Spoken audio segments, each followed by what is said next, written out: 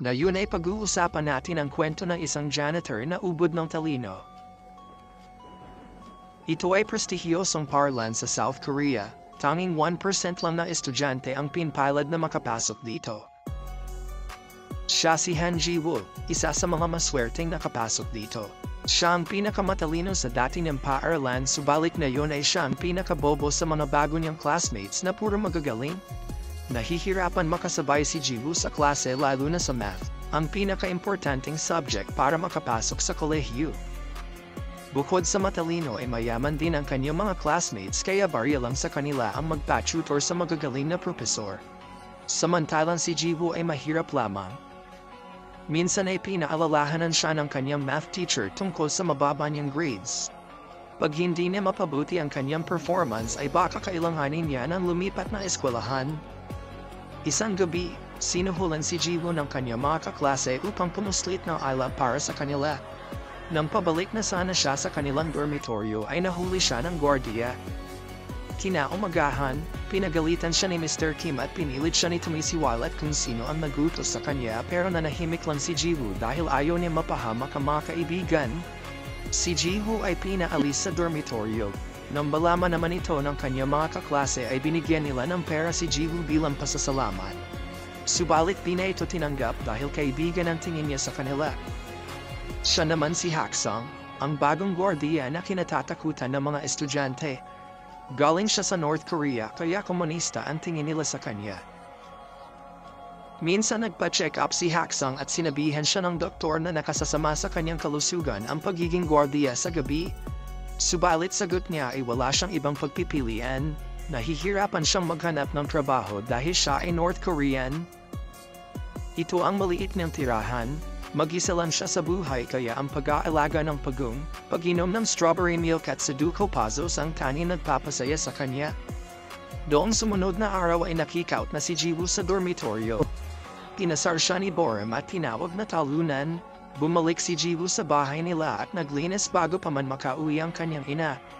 Bata pa lang nung mamatay ang kanyang ama, kaya ang kanyang ina ang mag-isang gumubuhay sa kanila.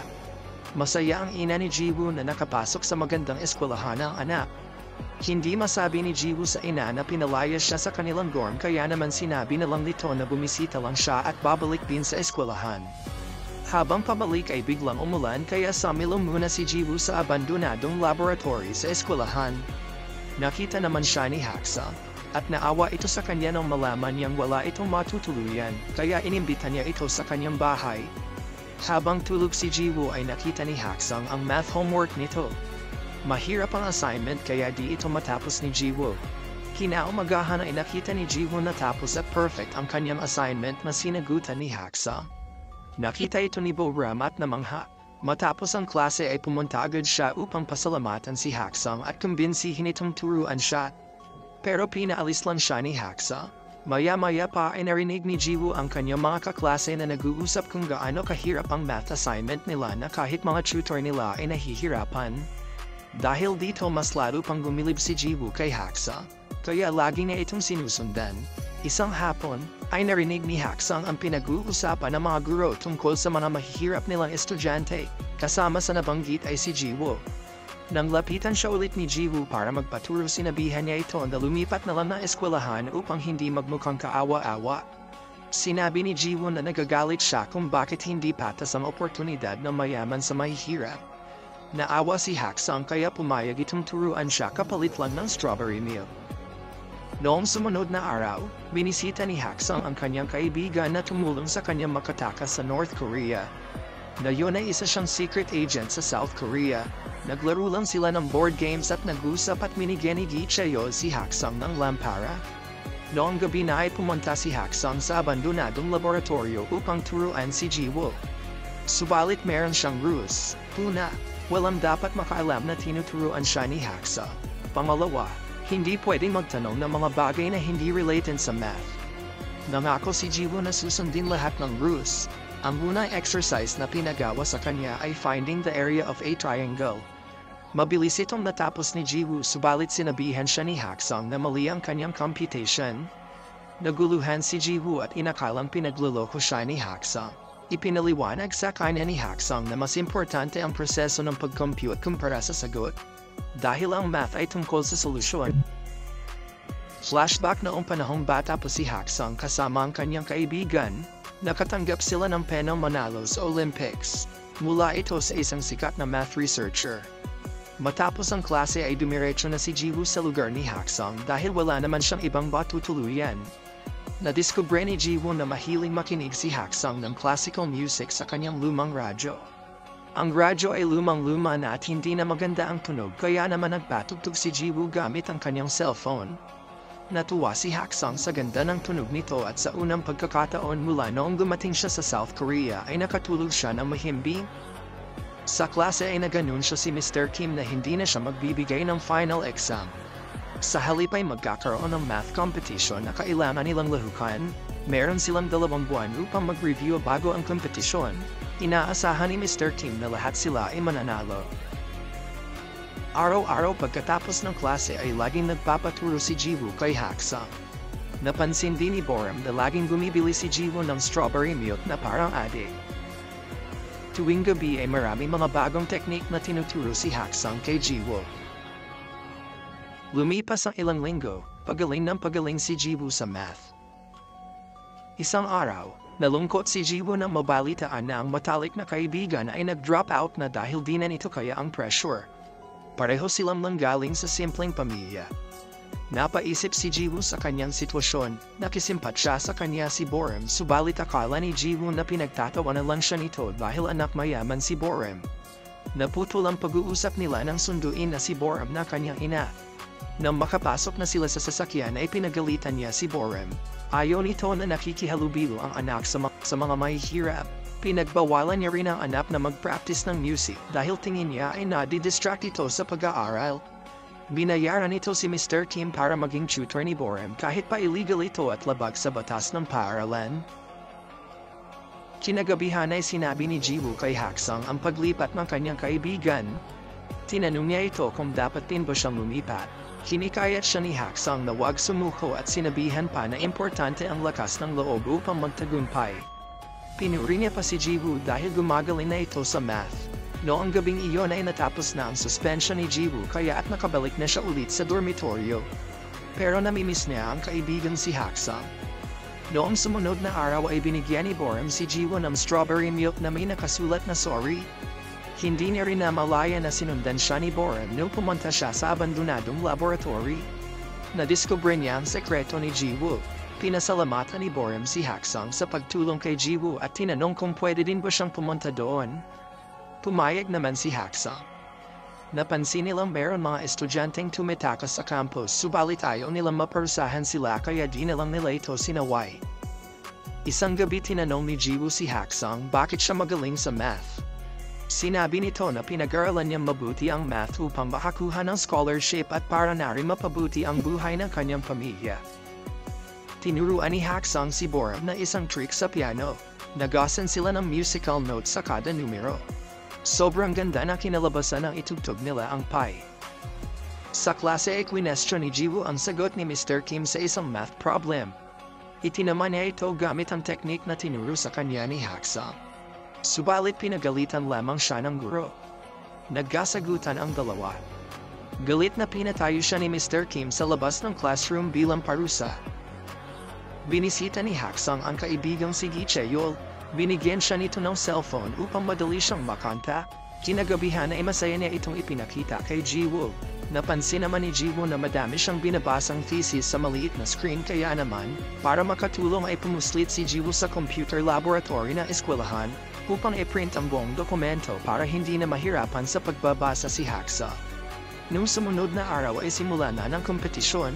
Maganda ang naging performance ni Jiwoo habang si Boram naman ay nakalimutan ang teknik na tinuro ni Haksong dahil sa sobrang pressure kaya hindi niya natapos ang exam. Upang maiwasan ang kahihiyan ay itinago siya sa bahay ng kanyang ina. Nagsinungaling ito sa eskwelahan at sinabing isasama niya ang anak sa isang business trip abroad. Samantala, si Jiwoo ay umattend ng classical concert kasama si Haksong. Ang ticket ay regalo sa kanila ni Boram dahil kumpanya nila ang sponsor ng palabas. Ito si Haksong at ang kanyang tears of joy. Noong gabi ni Yun mayroong nagpakalat sa internet ng kanilang math test. Nagdulot ito ng gulo sa mga guro. Kailangan nilang mahanap ang estudyanteng nagpakalat nito dahil kung hindi ay baka matanggal sila sa trabaho. Sa kabilang dako, habang nasa bookstore ay nakasalubong ni Haksang ang dating kakilala. North Korean din ang lalaki at tinawag niya pa si Haksang na doktor. Isa kasing PhD professor si Haksang sa universidad sa North Korea at isa siya sa mga naging estudyante nito. Sinabi niya pang isang sikat na mathematician genius si Haksang. Pinasalamatan naman siya ni Haksang at dali-daling nagpaalam. Maraming katanungan si Jiwoo na ayaw sagutin ni Haksang. Nang makauwi na siya ay inalala niya ang mga panahon na kasama niya ang kanyang anak na si Taeyun. Magkasama silang kumain. Pareho silang mahilig sa pagong at lagi silang bumibili ng strawberry milk dahil paborito ito ni Taeyun. Nung sumunod na araw, napabalita sa TV ang Riemann hypothesis, isa sa pinakamahirap na mathematical problem na wala pa ni isa ang nakakasolve maliban sa isang North Korean na si Lee Haksang. Nire-review pa ng Board of Scholars ang kanyang isinumite. Inilahad ni Professor O sa isang interview na nakilala niya si Haksang noong bata pa lamang sila sa Math Olympics. Si O ang representative ng South Korea samantalang si Haksang naman sa North.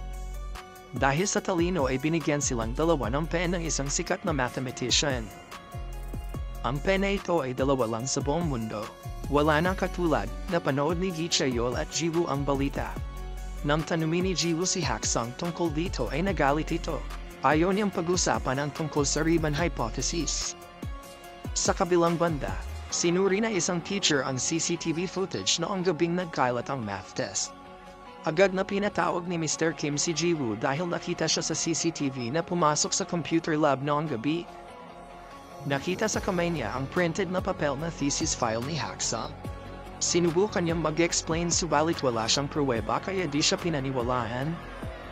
Ayaw nilang maniwala na ang hawak ng mga papel noon ay thesis files na para kay Haksang subalit walang naniwala sa kanya lalo pa at bigla na lang siyang gumaling sa math. Kaya naman binigyan siya ng kondisyon ni Mr. Kim na kung pumayag siyang lumipat ng eskwelahan ay hindi nito'y bubunyag na siya ang nakita sa CCTV. Kumalat ang balita na si Jiwoo ang nagpakalat ng math exam. Nalungkot naman si Boram dahil alam niya ang totoo. Samantala galit ang North Korea sa South Korea dahil sila ang nakikinabang sa mga parangal ni Haksang. Lalo na mga nadiskubre nito ay konektado sa military encryption.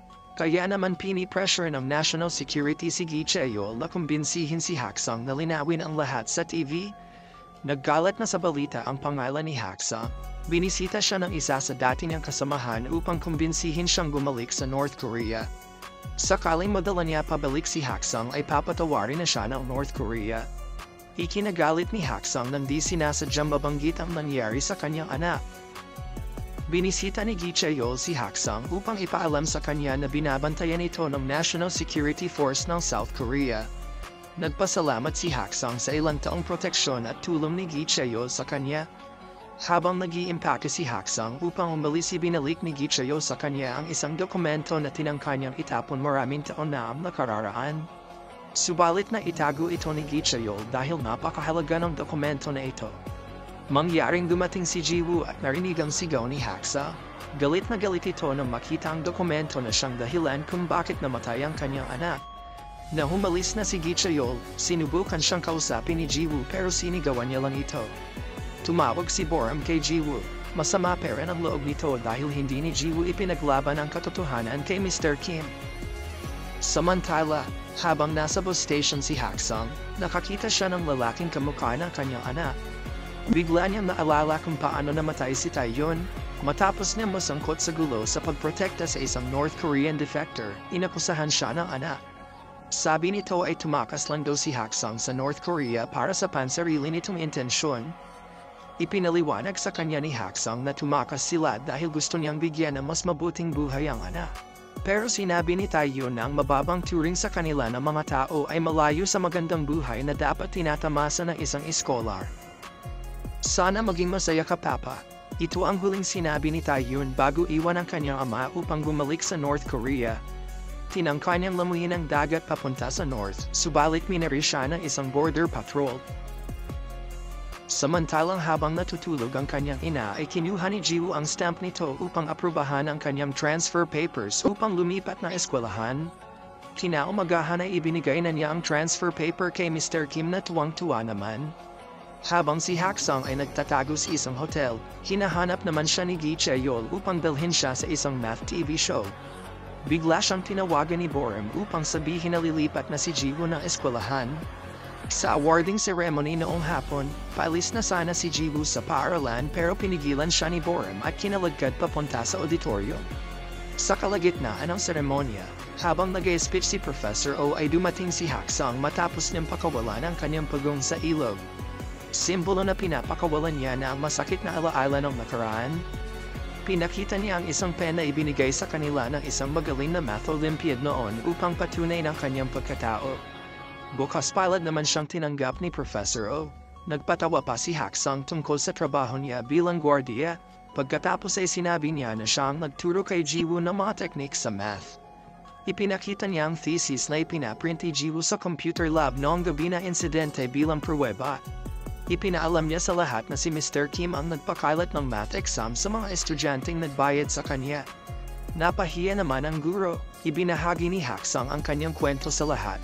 Tinalikuraan niya ang North Korea dahil ginagamit ng kanilang gobyerno ang kanyang researches sa kasamahan. Ginamit nila ito upang gumawa ng mga armas sa gera. Nais ni Haksung na makilala sa kanyang galing sa math at magkaroon ng magandang buhay. Pero ang kanyang ambisyon ang naging rason ng kamatayan ng kanyang anak. Sinisisi niya ang sarili sa nangyari pero nagtiwala si Jiwoo sa kanya. Naging tapat ito sa puntong isasakripisyo nito ang pangarap upang maprotektahan ang sekreto niya. Napaluha si Haksung habang pinasasalamatan si Jiwoo. Umalis naman si Gi Chae-yeol upang antayin siya sa sasakyan. Matapos niyang itapon ang iniregalong cellphone ay ibinigay niya ang kanyang sorpresa para kay Haksung.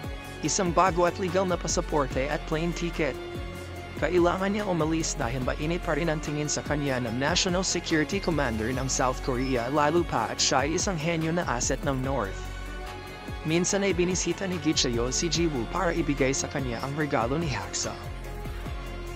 Ito ay ang pen na napanalunan niya noon sa Olympics lakip ang isang importanteng dokumento. Binisita ni Jiwoo kasama ang kanyang mga kaklase ang prestihiyosong Oberwolfach Research Institute for Mathematics. Dito na nagtatrabaho si Haksung bilang researcher. Sinurpresa siya ni Jiwoo na may dalang strawberry milk para sa kanya.